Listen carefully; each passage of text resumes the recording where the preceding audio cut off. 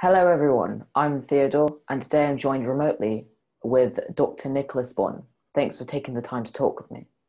Thanks so much for inviting me. So, what do you do in your day-to-day job? So I've actually moved on from being an astronomy researcher. Most of my job now involves doing public engagement and outreach. So that's kind of like science communication, so talking to other people about astronomy and research. But I mostly go out to schools or go and talk to the general public about the kinds of research that my university department does. And that university is the University of Portsmouth. So, what is tactile astronomy?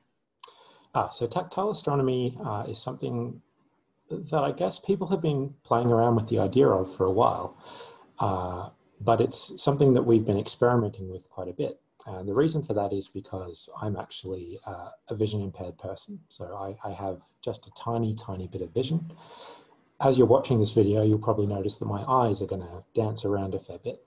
So that's just one of the eye conditions that I have, but it means that I find it very difficult to do astronomy the same way that fully sighted astronomers would.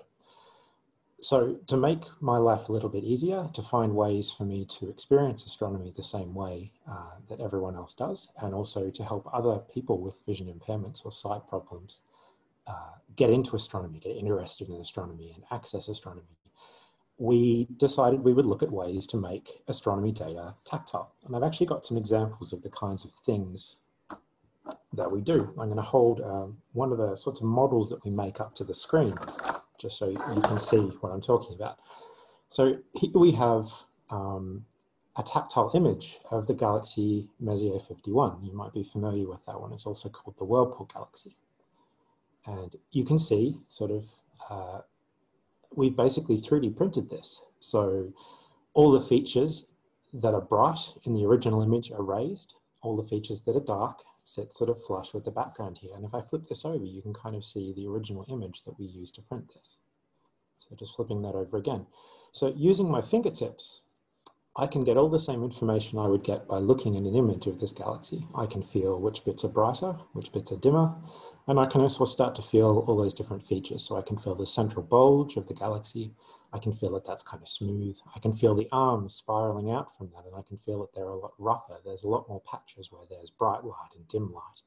Lots of different kinds of sizes and brightnesses of stars that make up those spiral arms. And so that's the basic idea that we came up with, and we can 3D print those models. And so that's just a different way for us to start looking at data. And in the same way that visual data has problems, sometimes our eyes trick us into seeing things. We see shapes that aren't actually there. We see details that aren't actually there. It's going to be the same with a tactile image, but there are going to be different biases. So it makes sense to try and use both if we can. So, how did tactile astronomy come about? So I did my PhD in Australia. So I'm originally from Australia. I grew up there and I did my schooling and my university degree there. And then I moved over here to the UK, to Portsmouth, just after I'd finished that PhD. And I did a little bit of research. But while I was doing that research, I started to think about some of the things that I'd found really, really difficult during my PhD work. And so when I did my PhD, I studied these things called luminosity functions. And these are basically plots where we can get things like galaxies. So say we have thousands and thousands of galaxies that are all within a certain distance of us in the universe.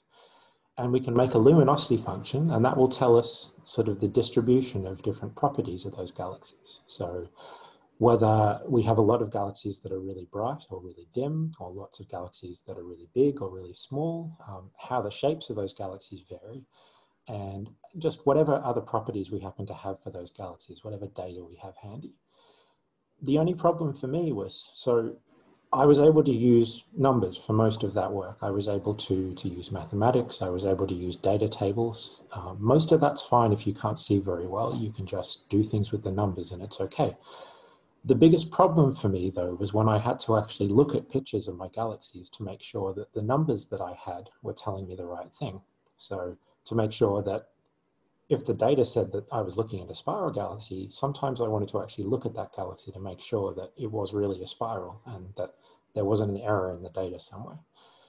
And so I would often have a lot of trouble with that. So I'd bring up an image on the screen, I'd put my head really, really close and I'd have a look. Sometimes it wouldn't be really easy for me to see what was there. So I'd often have to ask somebody else for help. And so once I moved to the UK, I started thinking about how I could have made that easier for myself. And I had a lot of conversations with the people around me, my office mates, people in nearby offices, my manager at the time. And the idea of making things tactile like this sort of came out of that. We started to talk about that. And then it so happened that one of my friends actually overheard a conversation I was having and went away and made the first prototype of these tactile images. So within a day, he'd written the code. He'd produced the first sort of example of this just based on what I'd been talking about and what he'd overheard. And we went from there. And so now the Tactile Universe is a way for us to talk to vision impaired students around the country about astronomy, to give them access to something that they would usually find it really difficult to get into, and to just show them how wonderful the universe is and how many fascinating things there are to find out about. So how did you get into astronomy? So I'm a bit of a geek. From about the age of 5, I pretty much thought astronomy was the greatest thing ever. And I knew that I wanted to do something to do with space or something to do with astronomy when I grew up. So growing up in Australia, obviously we had access to lots of really, really clear, dark night sky. So even for me, somebody who doesn't see very well at all, I was able to see just a few stars. On really clear nights, I was able to see the Milky Way stretching across the night sky above. And so I always found that really, really inspiring. But in particular, I remember when I was about 5, it's when NASA's 2 Voyager probes had started to send back data from the outer planets. So Voyager 1 and Voyager 2 had gone out and they'd done flybys of Jupiter and Saturn and Uranus and Neptune, and they'd taken pictures of those planets and their moons. And those were some of the most detailed images of those that we'd ever seen. And so there was a documentary on TV that showed all of these amazing images of the planets and their moons and everything else like that. And I just remember having my head right up against the TV screen. No one else could see what was going on because my head was completely blocking everything, but I thought it was just absolutely amazing. And I remember seeing a picture of Neptune, and all I can remember of that is just how blue that image was, just what a beautiful shade of blue that picture of Neptune was. And I think from that moment on, I was hooked on space. I just thought space was the most exciting thing ever. And I guess seeing those planets all the way out there and thinking about how long it had taken the Voyager probes to get there from Earth, it started me thinking about just how big everything was and how far apart everything was. And then got me thinking about the universe, the rest of the universe, what was beyond those planets, what was beyond the nearest star, what was beyond the edge of our galaxy, what was beyond all the other galaxies even further away. And so growing up, I learned as much as I could about space. Every time we went for a trip anywhere, Australia has a lot of little amateur observatories where you can sort of go for a stargazing night and buy posters and books and things like that. So normally wherever we'd go camping, there'd always be a little observatory somewhere nearby. So Mum and Dad would always take me there, and we'd talk to the people, and I'd learn more, and I'd try and look through the telescope. And yeah, so something I've always been interested in. I suspect it's probably the same for you as well. Yeah, definitely. So what is your goal in tactile astronomy? So we want to keep looking at ways that we can make astronomy accessible to people with vision impairments. But as well as that, we also want to start showing people who don't have vision impairments that this is a really valid way of looking at data and of looking at images, and that by moving away from just visual, by thinking about data as sound or data as tactile, we can actually start to find out different things about that data that we wouldn't get just by looking at pictures and looking at plots. I guess a good example is with audio. If we're listening to a signal and we're looking for something, but that signal is really noisy, chances are we're going to have a lot more luck listening to that, because the human ear is relatively sensitive to patterns, even if there's a lot of noise in the background. So lots of distortion, lots of other stuff like that. So you can imagine, instead of looking at that and trying to see a signal, you could actually listen. And I imagine you would be much, much more able to hear that signal above the noise than you would be to see it. So that's what we're aiming for with the tactile side of things. We want to give people a different way of accessing astronomy, showing them that, yeah, you don't just have to use your eyes, you can use your fingers, you can use your ears, you can do whatever you want to do.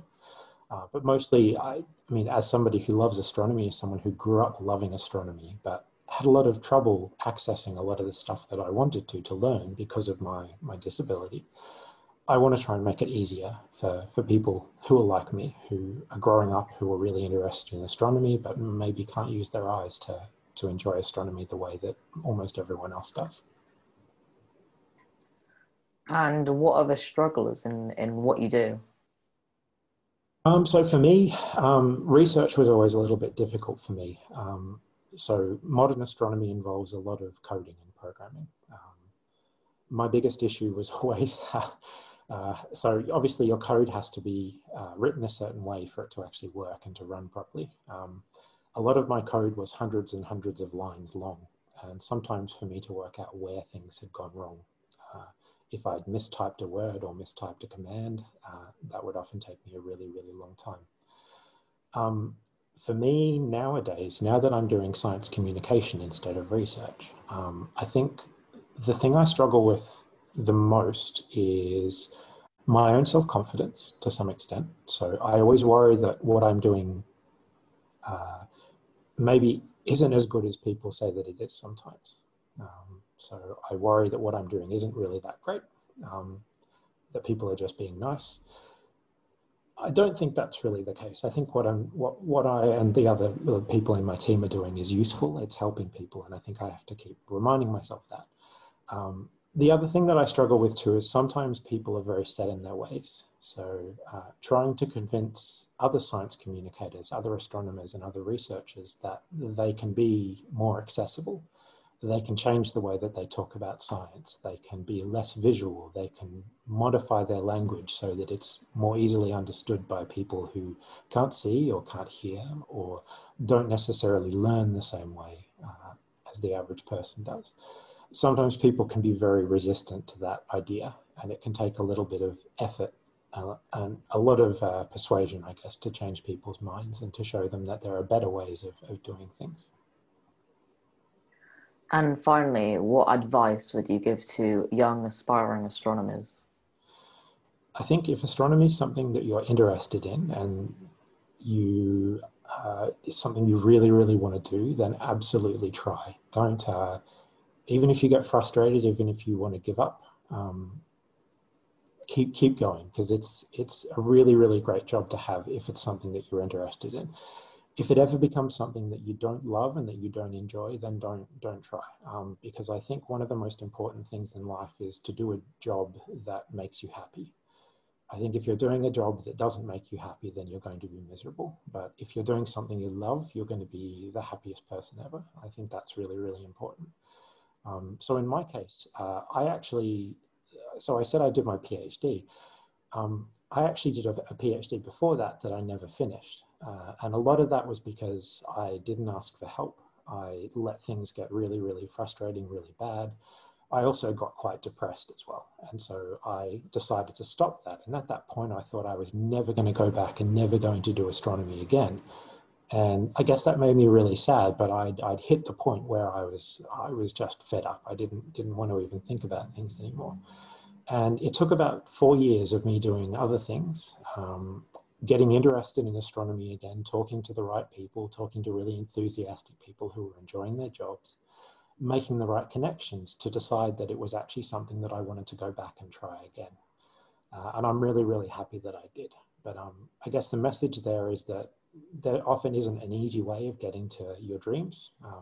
If you really want to do something, it's not always going to be easy. It's not always going to be straightforward.